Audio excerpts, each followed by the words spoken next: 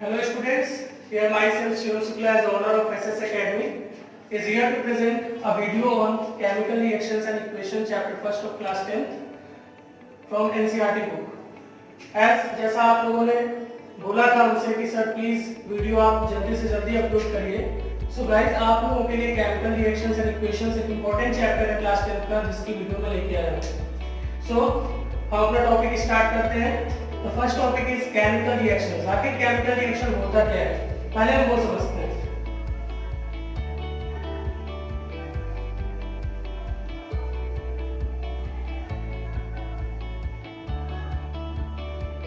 Chemical reactions जैसा आप जानते हैं कि कुछ जब हम कोई दो या दो से अधिक चीजें आपस में रिएक्ट होकर कुछ नया सब्सटेंस हमको बना के दे दे या कोई एक ही चीज स्प्लिट होकर कुछ नई चीज बना दे, वही हमारी केमिकल रिएक्शन होती है. बिकॉज गाइस आप जानते हैं कि किसी भी केमिकल रिएक्शन में कोई दो चीजें होंगी वहां, एक होगा रिएक्टेंट और एक होगा प्रोडक्ट. रिएक्टेंट और प्रोडक्ट में डिफरेंस क्या है पहले हम ये समझते हैं. So in a chemical reaction is a reaction in which two or more things combine together or split to form a new substance whose properties are entirely changed. मतलब जैसी पहली प्रॉपर्टीज है वैसी हमें रिएक्शन होने के बाद प्रॉपर्टीज नहीं मिलेंगी, उनकी प्रॉपर्टीज में बदलाव आ जाएगा. कैसा बदलाव आएगा वो हमें समझना होगा. पहले समझते हैं यहाँ पे किसी भी केमिकल रिएक्शन में दो चीजें होती है, एक होता है रिएक्टेंट और एक होता है product.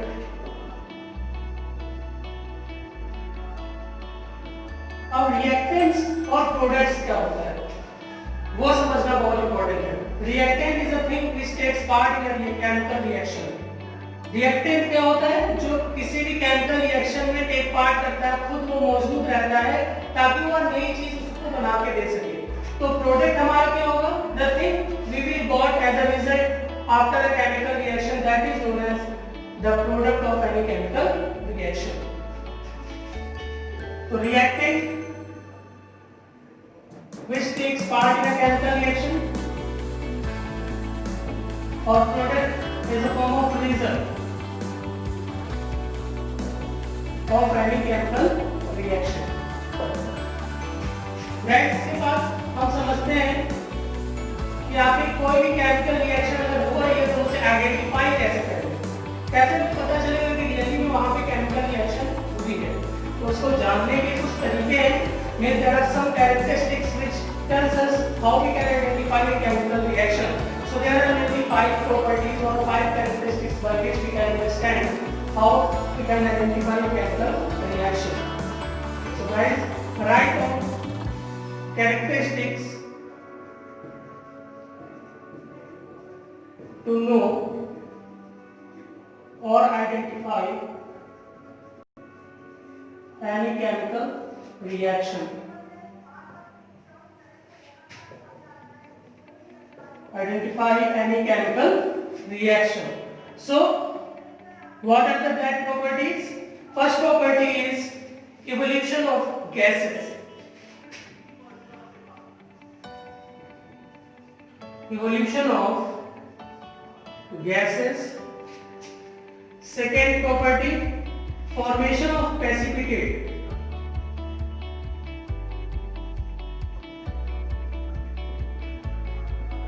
Formation of precipitate. Third property, change in color. Change in color. Fourth property, change in temperature. Change in temperature. And fifth property is change in state, या फिर हम कह सकते हैं change in any physical state of any substance that is also considered to identify a chemical reaction. It is a physical property, but we can consider in the form of chemical reaction as a chemical property also. So next is change in state.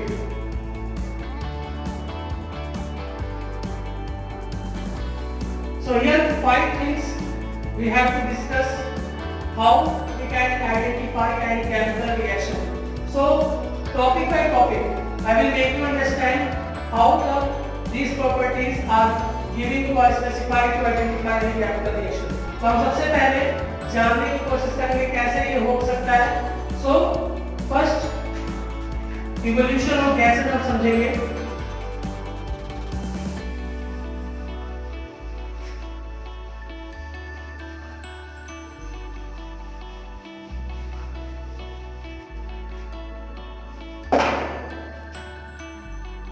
First is evolution of gases. तो एक example लेके हम कोशिश करते हैं इसको समझने की. So here we take an example of zinc granules when reacts with sulfuric acid, dilute sulfuric acid H2SO4, it forms zinc sulfate and a hydrogen gas is liberated over here. Zinc Zn plus H2SO4. Here dilute H2SO4 is taken. What will happen over here? Zn will react with sulfate and it forms ZnSO4, means zinc sulfate, plus here hydrogen gas is liberated. H2 gas is liberated. This is the sign which tells us that the gas is releasing over here. So here what is we have taken zinc, here dilute sulfuric acid. Guys, you have to learn these formulas in very quick manner because it is very important. Here zinc sulfate is formed. और जो हमको अभी चाहिए था, जो हमें मिलना चाहिए था, वो था गैस. और देखिए जैसा मैंने कहा था कि किसी भी केमिकल रिएक्शन में अगर गैस इवॉल्व हो रही है तो उस केमिकल रिएक्शन को हम केमिकल रिएक्शन कह सकते हैं. क्यों कह सकते हैं? क्योंकि यहाँ पे इवोल्यूशन हो रहा है, गैस यहाँ पे रिलीज हो रही है और वो गैस कौन सी है? Hydrogen gas. So here which gas is releases? Hydrogen gas. और गाइस ये गैस जब निकलेगी इन द फॉर्म ऑफ बबल्स तो ये आपको स्प्लिटिंग साउंड देगा. जब हम इसके पास कैंडल, बर्निंग कैंडल को लेके आएंगे तो फट-फट जैसी आवाज इससे आएगी. ठीक है, तो जिससे हमें पता चल जाएगा यहाँ पे कि यहाँ हाइड्रोजन गैस लिबरेट हो रही है. तो जैसा अब आपको मैंने बताया कि हम इसको प्रैक्टिकल वे में भी देख सकते हैं. जैसे सपोज हमने लिया एक कंटेनर,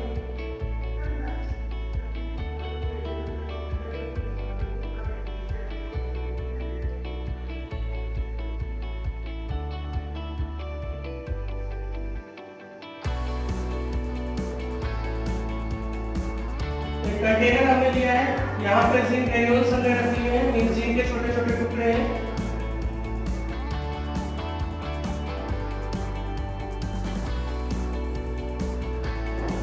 और इसमें हमने डाइल्यूट सल्फ्यूरिक एसिड मिला दिया.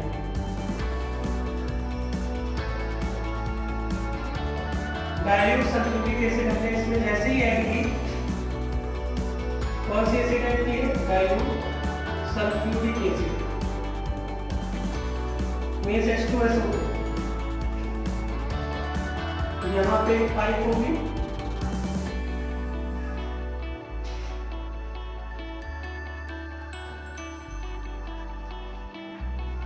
जो कि डाउनवर्ड डिस्प्लेसमेंट प्रोसेस से आप देख सकते हैं इसको.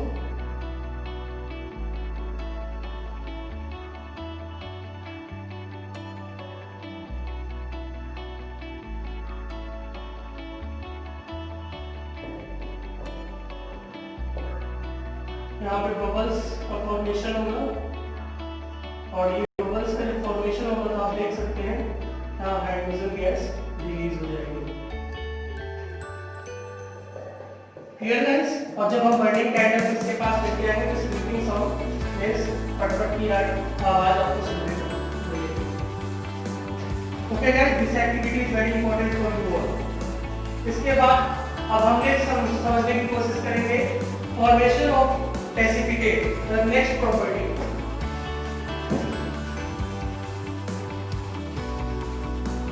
आखिर कैसे हमें precipitate का फॉर्मेशन होते दिखेगा?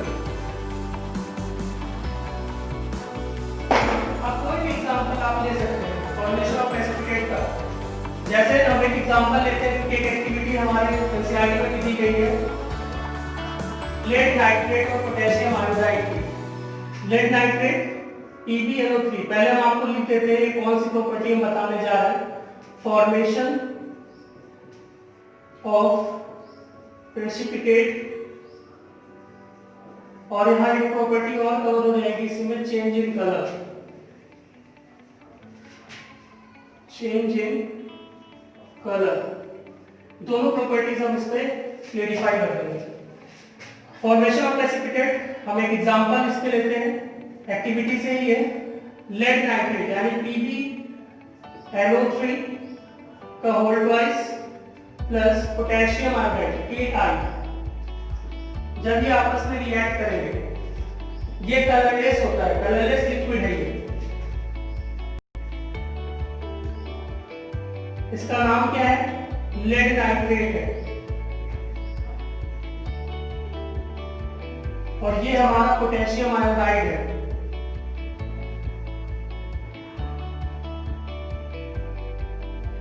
गाइस अभी आपको हम फिजिकल कंडीशंस भी नहीं बता रहे, जैसे सिंबल के फॉर्म में लिक्विड है कि वो सॉलिड है कि गैस है, उसको मैं अलग से आइडेंटिफाई करके आपको आगे नेक्स्ट टॉपिक्स में बताऊंगा। इसलिए मैं अभी उनके फिजिकल स्टेट का जिक्र ना करके अभी मैं सिर्फ आपको कुछ प्रॉपर्टीज के थ्रू बता दूं। जैसे आप फॉर्मेशन ऑफ प्रेसिपिटेट हमें जानना है, चेंजिंग कलर जानना है, तो कैसे हम समझ सकते हैं।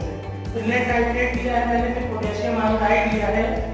जो Pb है वो रिएक्ट करेगा I से, तो क्या बनाएगा? लेड आयोडाइड बनाएगा। और K जो है वो रिएक्ट करेगा NO3 से और बनाएगा KNO2KNO3 मींस पोटेशियम नाइट्रेट। तो यहाँ पे क्या बनेगा? 2KNO3 प्लस Pb जाएगा आपके पास, Pb I2 बनाएगा। यहाँ पे 2 आप इसको बैलेंस करोगे, यहाँ पे 2 लगा दोगे, यहाँ पे 2 आप लगाओगे,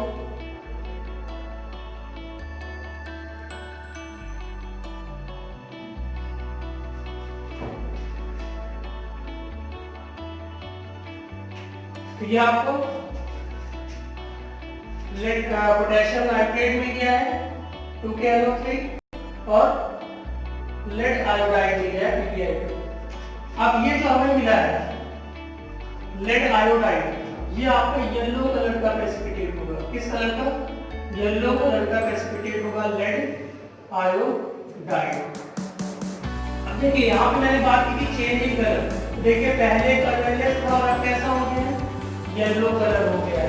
पहले सॉलिड फॉर्म है, ये हमें लिक्विड फॉर्म में लेड नाइट्रेट था, और अब ये हमें किस फॉर्म में मिल गया? PbI2, एक प्रेसिपिटेट के फॉर्म में मिल गया है। ठीक है, देखिए दो प्रॉपर्टीज हमारी यहाँ पे कवर अप हो गई है, एक हमारा फॉर्मेशन ऑफ प्रेसिपिटेट और दूसरा चेंज इन कलर। दोनों प्रॉपर्टीज इस पे आप समझ सकते हैं। ठीक है, अब हम नेक्स्ट प्रॉपर्टी की बात करेंगे। मैं आपको इसीलिए गाइस एग्जांपल के साथ बता रहा हूं, इनका नेम भी आप नोट कर लीजिएगा ताकि आपको इजी हो पढ़ने में। इसका नाम होगा पोटेशियम नाइट्रेट।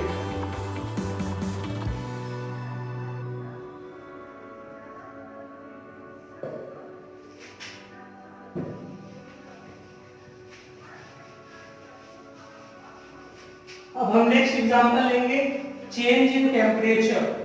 आइडेंटिफाई करेंगे कि वहां पे कोई केमिकल रिएक्शन हो रही है और टेम्परेचर में अगर बदलाव आता है तो उसे केमिकल रिएक्शन के फॉर्म में कंसीडर करते हैं। तो नेक्स्ट प्रॉपर्टी है change in temperature.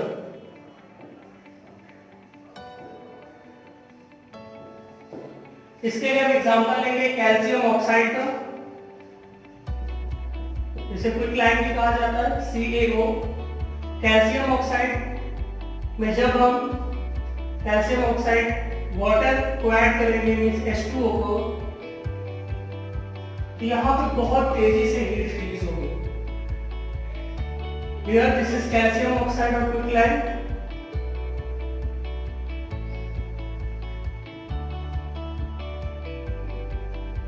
Here this is water.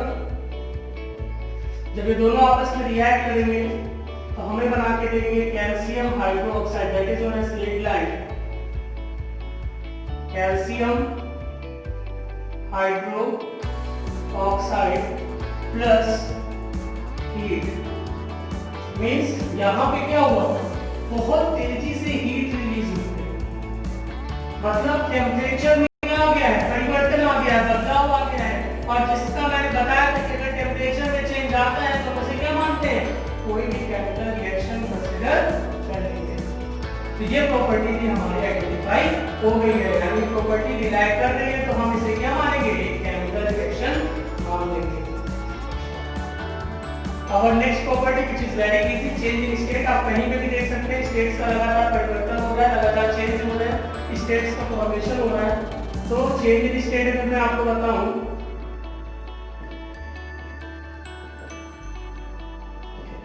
This is very linear property, बहुत आसान है। जैसे हम बिल्कुल जनरल एग्जांपल आपके लिए ले रहे हैं, जैसे आपकी मैच होती है, मींस कैंडल आप जला के रखते हो तो क्या होता है, अगर मान लीजिए हमने सपोज एक कैंडल है हमारे पास,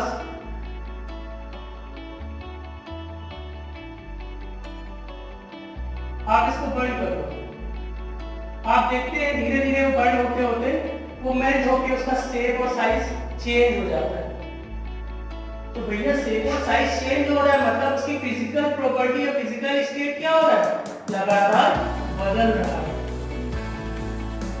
तो अब हम जब बर्न करेंगे किसी भी कैंडल को तो यहाँ पे क्या होगा, बर्निंग कैंडल के साथ हमें देखने को मिलेगा कि इसकी जो फिजिकल स्टेट है वो क्या होगी, continuously will change, and that's why this is considered as a change in state, and that's why this is also known as a chemical reaction, because हम इसे दोबारा वापस नहीं ला सकते हैं, दोबारा इसे वापस नहीं कर सकते हैं। और जैसा मैंने आपसे जिक्र किया था कि जब उसकी कोई भी चीज केमिकल रिएक्शन होगी तो उसकी entire property will be change, उसकी प्रॉपर्टी क्या होगी, बदल जाएगी। तो ये टॉपिक्स गाइस मैंने आपको बताए, 5 टॉपिक बहुत इंपॉर्टेंट है। बाकी जो मेन टॉपिक्स होंगे, अब आगे आपको केमिकल रिएक्शन के बाद केमिकल इक्वेशन में आपको थोड़ा सा बता दे रहा हूं, बाकी बैलेंसिंग में आपको नेक्स्ट वीडियो में बताऊंगा। जानते हैं केमिकल इक्वेशन क्या होता है। Chemical equation is a representation of chemical reaction in the form of symbol and it's formula. क्या होता है chemical equation, note down guys very fast, it's definition note down. Chemical equation is a symbolic representation of any chemical reaction by its formula also, that is known as chemical equation. अब इसके बारे में guys मैं आपको जो आपकी इसके related balancing है वो मैं आपको नेक्स्ट वीडियो में बताऊंगा। उसके पहले मैं एक एक्टिविटी आपको बता दे रहा हूँ जो कि बहुत इंपॉर्टेंट है, फर्स्ट एक्टिविटी है इस चैप्टर की, उसको मैं कवर अप कर दे रहा हूँ। एक्टिविटी 1.1,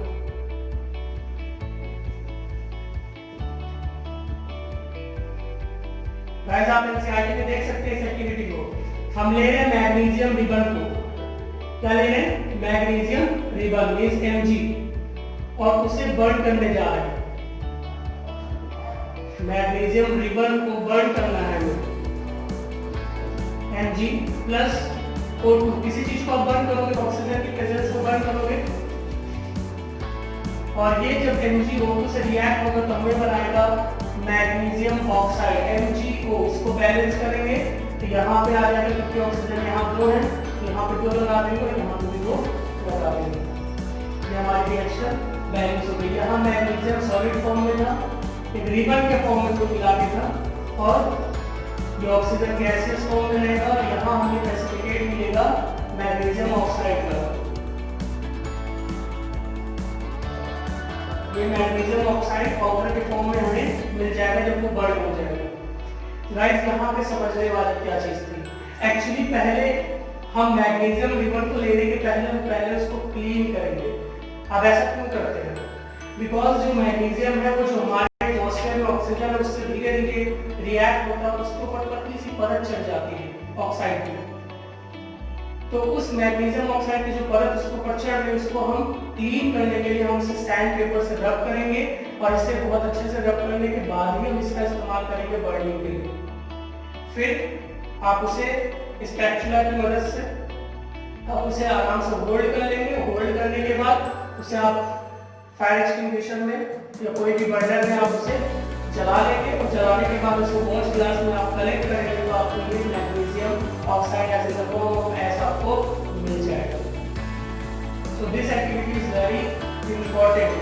और जैसा मैंने आपको क्लेरिफाई कर दिया है कि मैग्नीशियम ऑक्साइड को हम पहले क्लीन करते हैं, ये सारे पॉइंट जो मैं आपको बता रहा हूँ बहुत इंपॉर्टेंट है, इससे आपके रीजन बेस्ड क्वेश्चंस बहुत बनते हैं। ओके गाइस, जो आपकी टॉपिक्स मैंने आपको पढ़ाए हैं तो आप रिवाइज करिए and I will upload the next video very soon regarding to the chemical equations, means how we can balance any chemical reaction, and after that the properties related to that chemical reactions. How many properties are there? Okay, so guys, thanks a lot for watching my video as always of SS Academy। और जैसा आप लोग को करना क्या है, channel को like, subscribe और बेहतर बनाने के लिए अपने रिव्यूज हमें देने हैं ताकि हम आपको और अच्छे वीडियोस अपलोड करके दे सकें। Thanks a lot, best luck.